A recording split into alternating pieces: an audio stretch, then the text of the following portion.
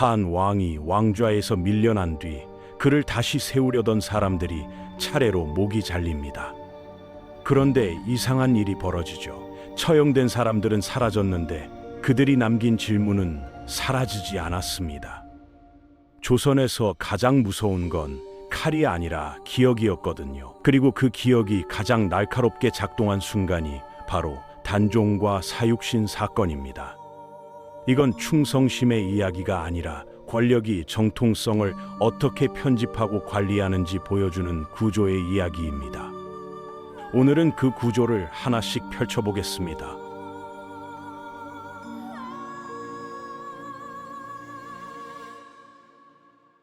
세조가 왕위를 잡은 뒤 조선은 빨라졌습니다. 명령은 즉시 집행되고 문서는 쏟아지고 군령은 한 손에 모였죠. 그런데 그 속도와 정비례해서 줄어든 게 하나 있었어요. 바로 말이었습니다. 사람들이 말을 줄였다는 건 단순히 조용해졌다는 뜻이 아니에요. 말이 위험해졌다는 뜻이었습니다. 어떤 단어는 입 밖에 꺼내는 순간 목숨이 걸렸고 어떤 이름은 속삭이는 것만으로도 연루가 됐거든요. 그리고 그 위험의 중심에는 단종이 있었습니다.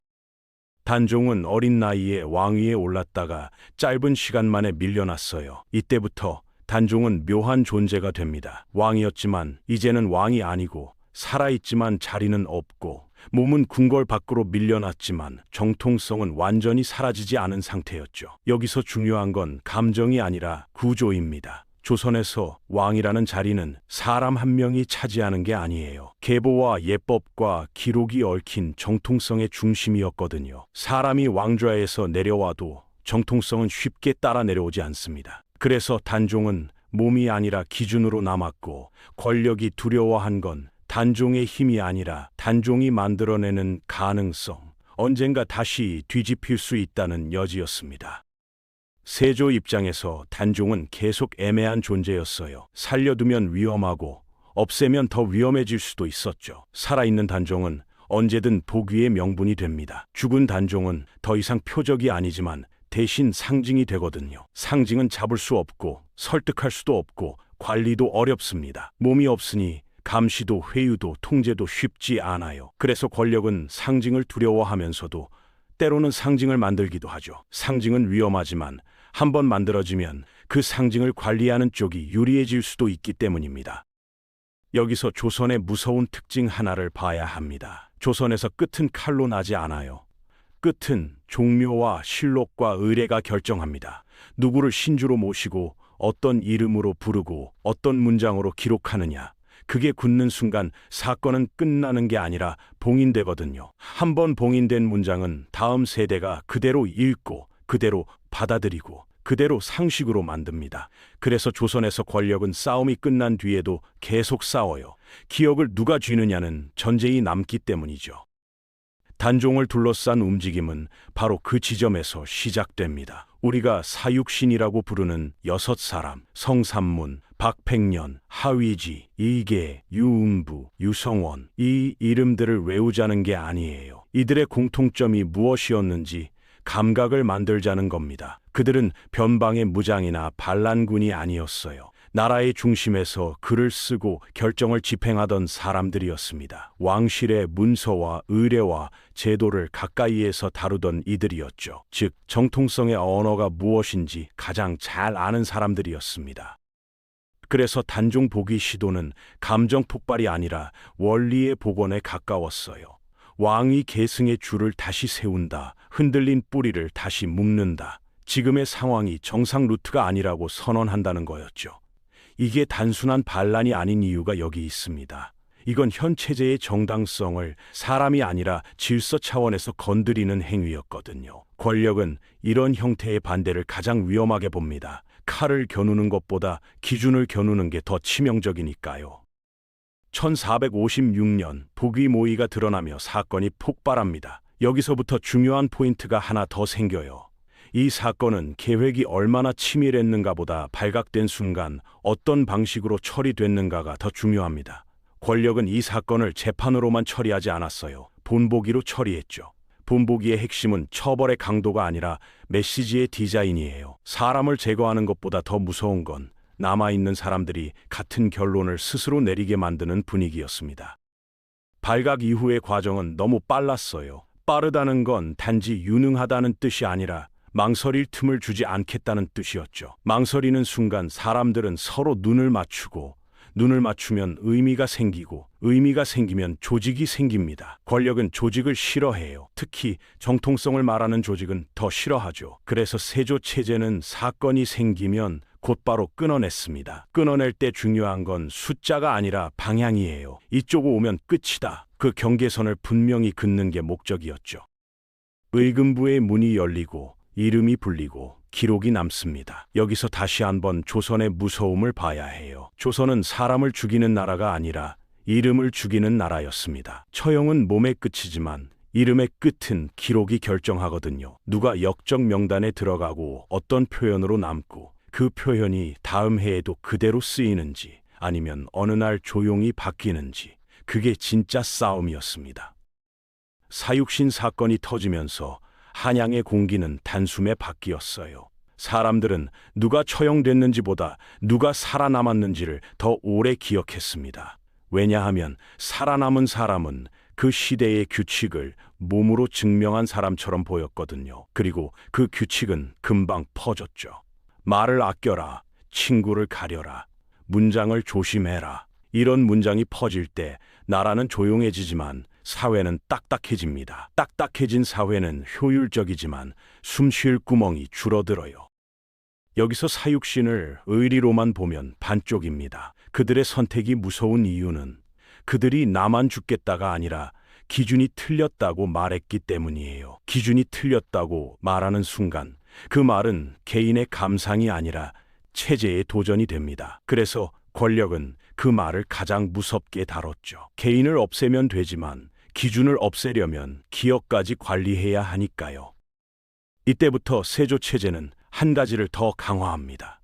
말이 모이는 공간을 줄이고 문서가 흐르는 통로를 장악했어요. 사람은 변심할 수 있지만 문서는 기준을 고정할 수 있으니까요. 결재선이 짧아지고 보고가 빨라지고 처분이 즉시 내려오면 반대는 생각이 되기 전에 범죄가 되기 쉽습니다. 이게 규칙의 나라가 가진 위험한 장점이에요. 잘 굴러가지만 한번 걸리면 숨이 막히거든요.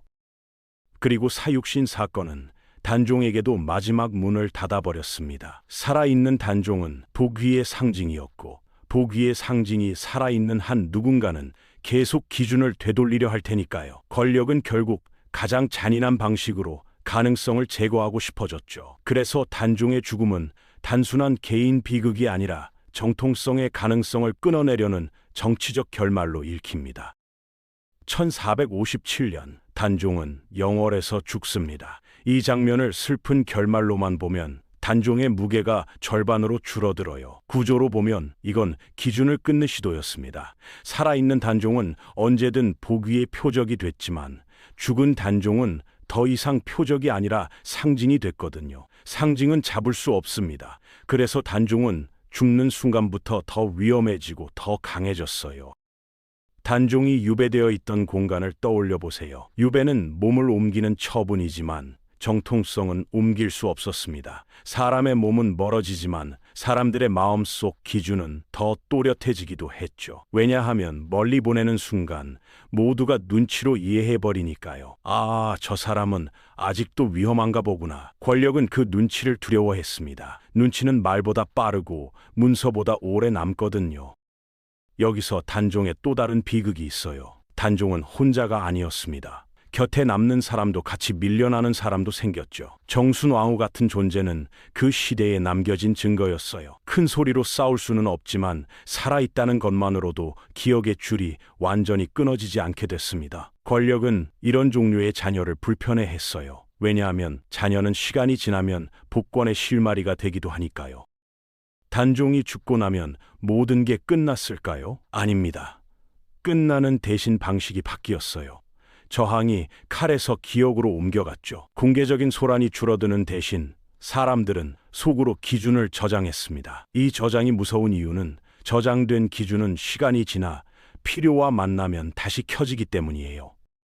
여기서 생육신을 봐야 합니다. 사육신이 처형된 이름이라면 생육신은 살아있는 침묵이었어요. 김시습, 남효원 같은 이름이 대표로 거론되죠. 그들은 대놓고 외치지 않았습니다. 벼슬을 버리거나 세상과 거리를 두며 자기 삶으로 기준을 붙잡았어요. 이 방식은 느리지만 오래갔죠.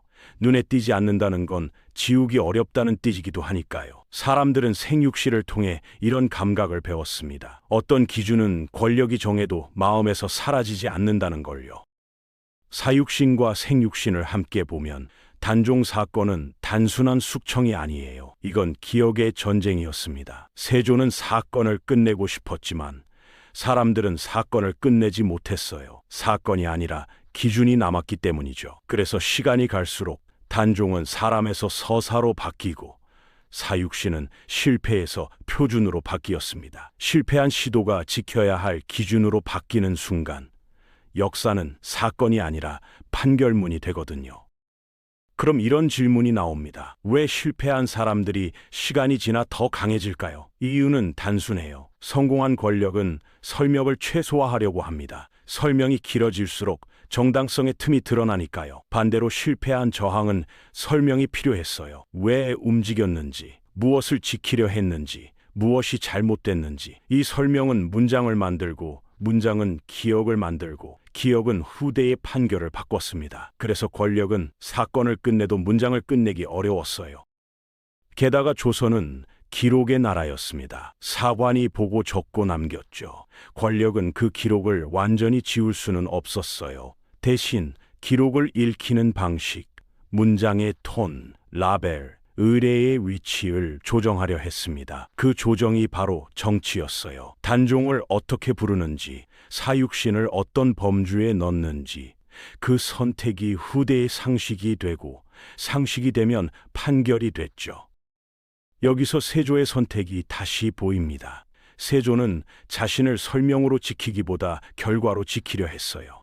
그래서 제도를 깔고 군대를 묶고 문서를 늘리고 규칙을 굳혔죠. 그 결과는 분명했습니다. 나라는 더 매끈해지고 행정은 더 빨라졌어요. 하지만 정당성의 질문은 사라지지 않았습니다. 사라지는 대신 말이 줄어들고 말이 줄어든 자리에는 침묵이 아니라 눈치가 쌓였죠. 눈치는 쌓일수록 무섭습니다. 왜냐하면 눈치는 어느 날 갑자기 상징을 찾거든요.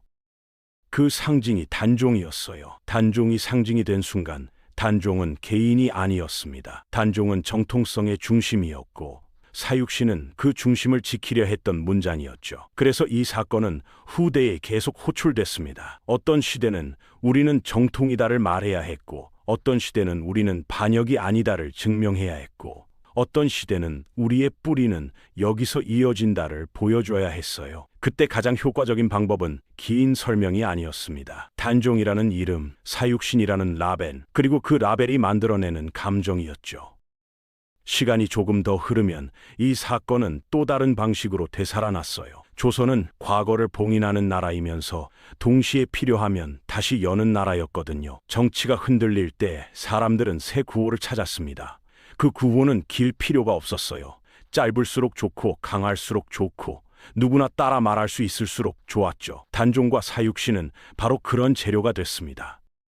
어떤 시대에는 단종이 정통의 피해자로 불리고 어떤 시대에는 사육신이 충절의 기준으로 불렸어요. 그 순간부터 사건은 더 이상 1456년의 일이 아니었습니다. 각 시대가 자기 불안을 설명하기 위해 꺼내 쓰는 거울이 됐죠. 거울이 되는 순간 이야기의 톤도 바뀌었습니다. 처음엔 반역이었던 말이 어느 날 충절이 되고 처음엔 지워야 했던 이름이 어느 날은 기려야 하는 이름이 됐어요. 이게 조선의 무서운 기술이었습니다. 같은 사건을 다른 문장으로 바꿔 나라의 방향을 다시 묶는 것이요. 무덤도 마찬가지였어요. 무덤이 어디에 있고 어떤 이름으로 불리고 어떤 예법이 붙는지 그건 죽은 사람의 예우가 아니라 살아있는 질서의 선언이었습니다. 어느 순간부터 단종은 더 이상 숨겨진 존재가 아니라 공식적으로 기억해도 되는 존재가 됐어요. 사육신도 마찬가지로 기억해도 되는 이름이 됐죠. 기억이 허용되는 순간 사람들은 비로소 말을 꺼낼 수 있었습니다. 말이 꺼내지는 순간 그 말은 다시 기준이 됐고요. 그래서 복권은 끝이 아니라 시작이었어요. 그때부터 새롭게 편집된 기준이 사회로 퍼지기 시작했으니까요. 여기서 우리가 얻는 결론은 하나입니다. 단종과 사육신은 도덕 시험지가 아니에요. 이건 정통성을 둘러싼 권력의 문장 싸움이었습니다. 누가 이겼는가 보다 중요한 건 누가 어떤 문장으로 이겼고 그 문장이 어떤 사회 습관을 만들었는가였죠. 여기서 사람들이 자주 착각합니다. 복권은 정의가 이긴 증거다. 하지만 조선에서 복권은 순수한 정의만으로 오지 않았어요. 정통성은 언제나 정치와 함께 움직였습니다. 과거의 상징은 현재의 필요에 의해 다시 세워지기도 했죠. 즉, 단종의 복권은 진실의 승리이면서 동시에 질서의 재설계일 수 있었어요. 후대 권력이 단종을 다시 올려놓는 순간 그 권력은 자신이 서 있는 계보를 더 단단하게 만들 수 있었으니까요. 무덤의 이름이 바뀌고 제사의 위치가 바뀌고 호칭이 바뀌면 그 순간부터 사람들은 판결이 바뀌었구나를 체감했습니다. 조선에서 판결은 법정이 아니라 의례와 기록 속에서 굳어졌거든요. 이런 식으로 보면 단종 사건은 왕실 내부의 비극이면서 동시에 국가 운영의 기술이었어요. 누구를 정통으로 인정하고 누구를 기준에서 밀어내며 어떤 기억을 남길지 그 결정을 통해 나라의 계보도는 다시 그려졌습니다. 그리고 이 계보도는 교과서에만 있는 게 아니라 제사, 의례, 기록, 호칭 속에 스며들어 사람들의 상식이 됐죠. 상식이 되는 순간 질문은 줄고 판결은 남았습니다. 이 지점에서 우리가 제일 불편한 부분을 마주해야 해요. 세조의 값은 공포와 침묵이었습니다. 사육신 사건 이후 조선의 공기가 달라졌다는 말은 과장이 아니에요.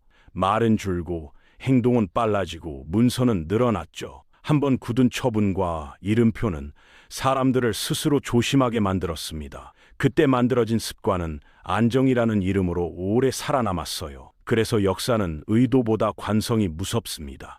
한 시대의 선택이 다음 시대의 기본값이 되니까요. 그리고 이 사건을 오늘로 끌고 오면 질문은 더 현실적이 됩니다. 조직이 불안할 때 우리는 왜 규칙을 먼저 늘릴까요? 반대가 생길 때 우리는 왜 설득보다 라벨을 먼저 붙일까요?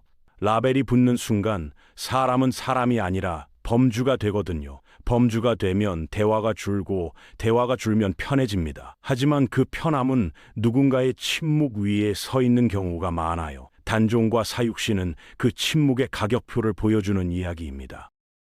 그래서 이 시리즈를 따라왔다면 이제 왕 이름의 끝글자만 보지 않게 됩니다. 누군가가 군으로 남는 순간 그건 인격 평가가 아니라 자격의 회수였고, 누군가가 종으로 남는 순간 그건 착함이 아니라 정통의 확정이었어요. 그리고 누군가가 복권되는 순간 그건 과거의 미화가 아니라 현재의 필요였죠. 단종과 사육신은 그 공식이 가장 날 것으로 드러난 사례입니다. 그래서 우리는 단종을 성인으로 만들지 않아도 되고 사육신을 전설로만 만들지 않아도 돼요. 오히려 너무 영웅화하면 권력이 어떻게 기억을 편집했는지가 가려집니다. 이 이야기는 칭송을 위한 이야기가 아니라 정통성이라는 단어가 어떻게 사람의 삶을 잘라내는지 보여주는 이야기니까요.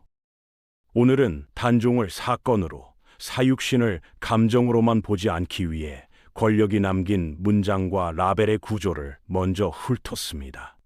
이제 다음 편에서는 그 문장이 어떻게 공식 미덕으로 바뀌는지, 그 과정의 정치적 이득과 부작용을 함께 보겠습니다.